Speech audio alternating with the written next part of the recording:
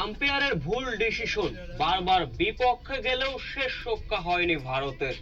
ভারতকে রীতিমতো কাঁদিয়ে হারিয়ে কেমন করে চ্যাম্পিয়ন বনে গেল বাংলাদেশ। বিস্তারিত জানতে ভিডিওটি না টেনে সম্পূর্ণ দেখার অনুরোধ রইল। চ্যাম্পিয়ন হবার লক্ষ্য, মুখোমুখি দুই প্রতিবেশী দেশ বাংলাদেশ ভারত। একের পরে এক ব্যাটার এসেছেন আর গিয়েছেন। যুব এশিয়া কাপের ফাইনালে বাংলাদেশের 200 রান পার করা নিয়ে ছিল শঙ্কা। পুরো টুর্নামেন্টে দারুণ ক্রিকেট উপহার দিলেও ফাইনালে বিগ স্কোরিং ম্যাচ খেলতে পারেনি, থিতু হয়ে গেছে বাংলাদেশ। ভারতের বিপক্ষে যখন বলার মতো স্কোর নেই কারো ব্যাটে, তখন লো অর্ডার ব্যাটার ফরহাদ হাসান দায়িত্ব নিলেন।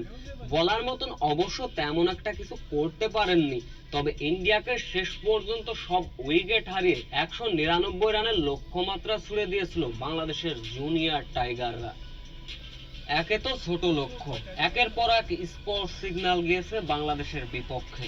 এলবিডব্লিউর জন্য জোরালো সব আবেদন, সাড়া মিলছে না আম্পায়ারের কাছ থেকে। এমন সময় দায়িত্বটা যেন নিজের কাঁধে তুলে নিলেন ইকবাল হোসেন ইমন। পুরো আসরে দাপট দেখানো এই বোলার ভারতের বিপক্ষে জোড়া উইকেটের আঘাত।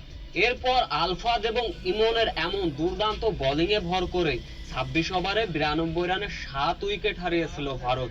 সেইখান থেকে অবশ্য জয়ের চেষ্টা করছিলেন হার্দিক এবং আমান, কিন্তু বাংলাদেশের ইনিংসের 31তম ওভারের ঘটনা, নিজ দায়িত্বে বল তুলে নিলেন জুনিয়র তামিম। ভারতের তখন দলীয় রান ছিল 115।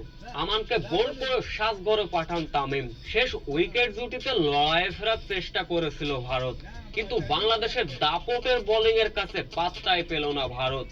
রীতিমতো ভারতকে কাঁদিয়ে হারিয়ে এবারের এশিয়া কাপের চ্যাম্পিয়ন বনে গেল জুনিয়র টাইগাররা।